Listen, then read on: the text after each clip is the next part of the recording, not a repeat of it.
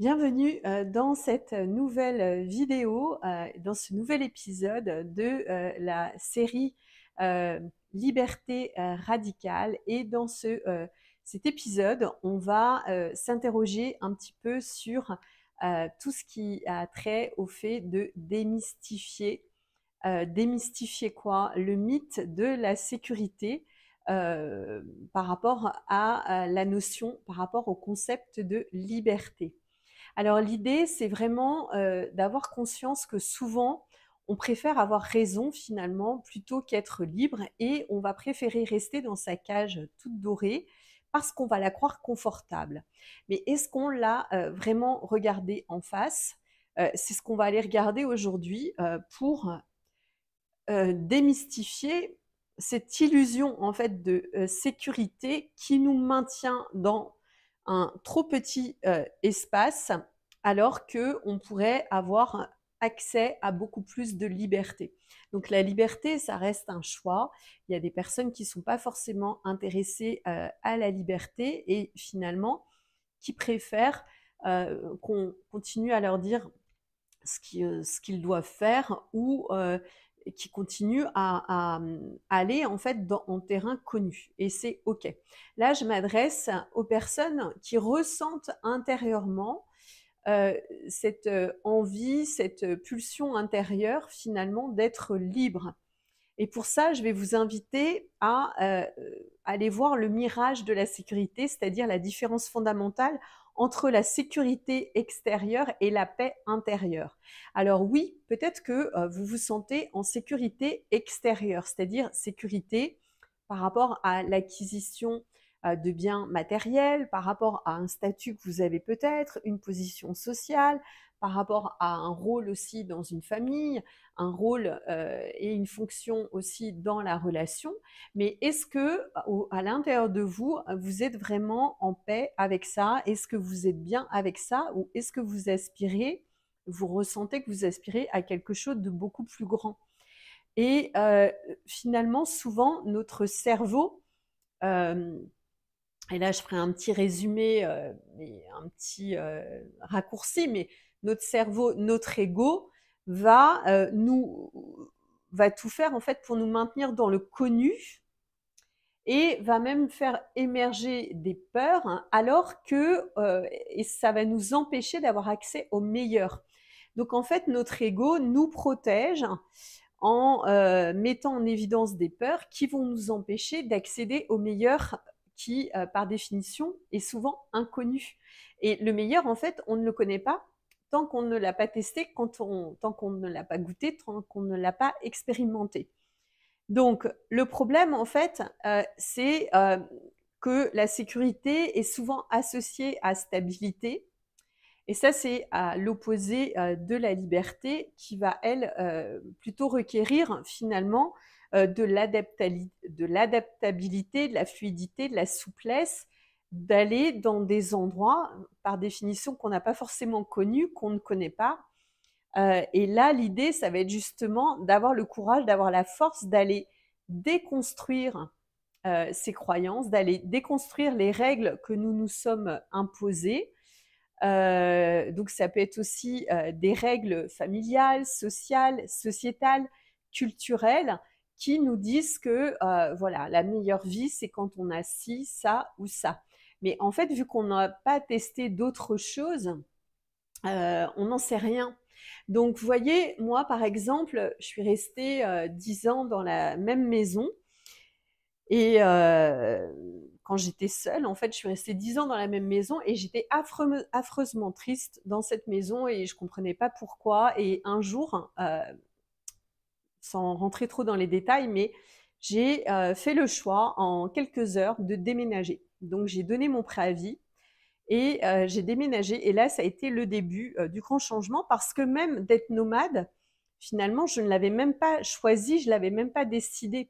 C'est pareil, ça s'est imposé à moi. Donc j'ai déménagé déjà pour aller dans la région de La Rochelle.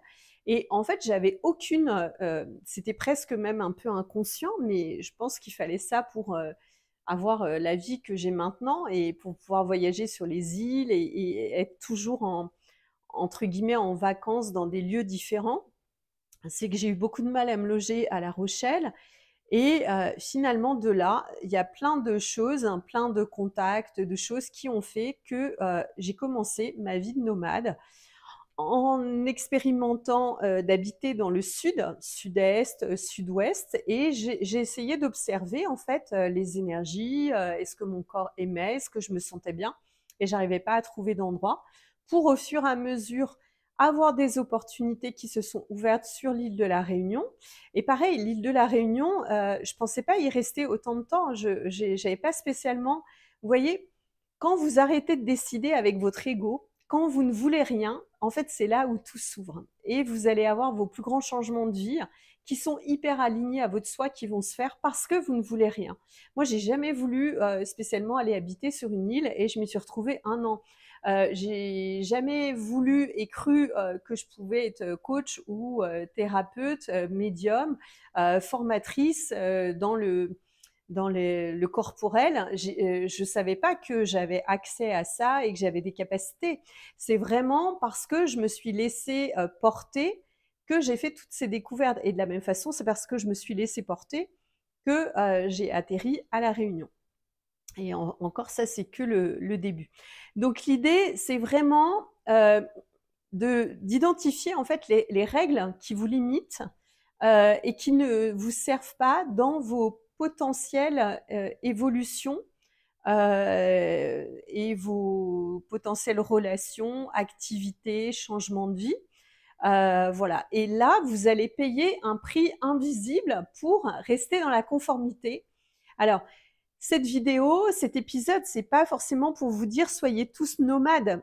C'est pas ça, mais même si je sais qu'il y a beaucoup de gens qui rêvent de voyager, moi, c'était même pas un rêve, mais en fait, c'est ma réalité. C'est-à-dire que tous les jours, je voyage, toutes les semaines, tous les 15 jours, je change d'endroit. Je vais sur plusieurs continents et ça, c'est ma réalité. Donc, vous voyez, ne vous empêchez pas de vivre des choses parce que vous êtes dans la conformité et dans la sécurité. Donc l'idée, euh, c'est aussi de faire attention aux plans qu'on peut se faire dans sa tête avec l'ego. Et moi, je pars du principe que les plans divins, le plan divin, le plan entre guillemets de l'âme ou de votre soi supérieur est toujours meilleur, est toujours supérieur, est toujours plus dingue, plus fou, plus grand que ce que vous pourriez imaginer avec votre petit moi. Et c'est exactement ce que j'ai vécu toute ma vie, c'est d'aller dans des endroits, dans des espaces d'être, que ce soit professionnel, relationnel, géographique et même émotionnel, que j'aurais jamais cru parce que je me suis laissée guider, pas par mon ego, pas par la voix des autres, mais parce que j'ai suivi ma propre voie. Et c'est pour ça que dans mes accompagnements, je fais très attention à vous laisser le cap sur vos... il s'agit toujours de reconnexion à votre soi, parce qu'il n'y a que votre soi en fait qui peut vous guider et qui sera votre meilleur conseiller et qui sera votre meilleur coach en fait. C'est votre soi supérieur qui sera votre meilleur coach. Donc les accompagnements coaching que je propose justement, c'est pour se reconnecter vous-même à votre coach pour que ensuite vous n'ayez plus besoin finalement d'un coach, de quelqu'un qui vous donne conseil alors que c'est pas sa vie et qu'il n'y a que vous qui savez ce qui est le meilleur pour vous. Donc l'idée, c'est vraiment de suivre, si vous avez un désir brûlant, un feu intérieur, ça va être de suivre ça plutôt que la peur de l'inconnu. Ça va être de suivre le courage de l'intuition plutôt que la tyrannie de la logique, la tyrannie des peurs, de ce que vous avez déjà, de ce que vous pourriez perdre. Parce qu'à toujours voir ce que vous pouvez perdre, vous voyez ce que vous pouvez perdre matériellement, mais vous ne voyez pas ce que vous pouvez perdre aussi en opportunité, en changement de vie, en meilleur. Et c'est ça, de se maintenir dans la sécurité plutôt que de choisir la liberté. Donc moi, je vous invite vraiment à plutôt rester sur le terrain de l'incertitude comme terrain de jeu et de le voir comme quelque chose de fun, de quelque chose qui vous sort de votre quotidien, de votre routine, de la vie que vous avez déjà eue, surtout si vous commencez à être un petit peu avancé en âge, plutôt que de voir l'insécurité, entre guillemets, ou l'inconnu comme une menace. C'est pas une menace, c'est un changement de route, un changement de chemin, une reconversion, peut-être professionnelle, un changement relationnel qui va vous ouvrir vers quelque chose de meilleur. Si vous suivez votre intuition, bien sûr. Donc, l'idée, c'est vraiment d'identifier aussi toutes les croyances un peu bloquées que vous avez, un peu figées, de les remettre en question et de ne pas les tenir pour acquises pour pouvoir s'autoriser à vivre une autre réalité. Et en fait, il est question que de ça, c'est est-ce que vous êtes prêt à vous autoriser à vivre une autre réalité, même si vous ne savez pas encore quelle est-elle. Et effectivement, vous allez peut-être perdre ce que vous avez.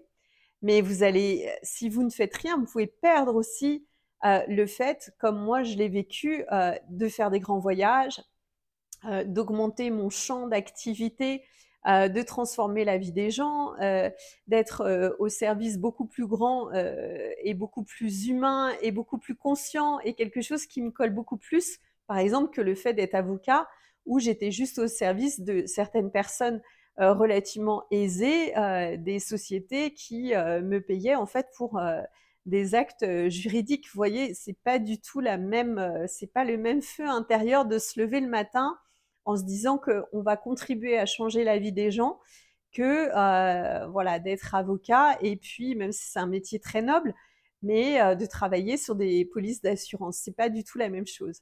Donc voilà, vous allez perdre des choses, mais vous allez en gagner d'autres. Et c'est là où il faut vous faire confiance et c'est là où il faut suivre votre intuition. Donc, le mythe de la sécurité, c'est peut-être le plus grand mensonge qu'on vous vend et qu'on nous vend, parce qu'en fait, il n'y a pas de sécurité quand le monde est en perpétuel changement. Et c'est surtout que la sécurité, ça te maintient dans quelque chose de petit, alors que tu ne connais même pas en fait les limites de l'espace qui pourrait être beaucoup plus grand. Donc c'est un petit peu dommage finalement de sacrifier sa liberté, de sacrifier des nouvelles activités, des nouveaux voyages, des nouvelles relations, des nouveaux apprentissages. Moi, j'ai eu énormément d'apprentissages. Je me suis aussi lancée dans la crypto, dans la finance alternative. J'ai eu vraiment mais plein de nouvelles choses que j'aurais peut-être pas faites si j'étais restée dans mon milieu, voilà, sécure à finalement faire les choses que je savais faire. Donc l'idée, c'est vraiment une invitation à arrêter d'associer sécurité avec liberté ou sécurité avec quelque chose de positif et inconnu avec quelque chose de négatif, alors que l'inconnu, c'est aussi l'inconnu du meilleur que votre être profond, que votre soi, que votre âme a peut-être envie de vous faire découvrir. Donc si vous freinez des cas de fer, bah, vous n'y aurez jamais accès et c'est là que vous risquez peut-être de tout perdre. Voilà, j'espère que ça, ça, ça peut vous servir de déclic. Voilà, j'en serais ravie. Et puis, bah, sinon, on se retrouve demain pour un tout nouvel épisode, toujours sur ce thème de la liberté radicale. À demain.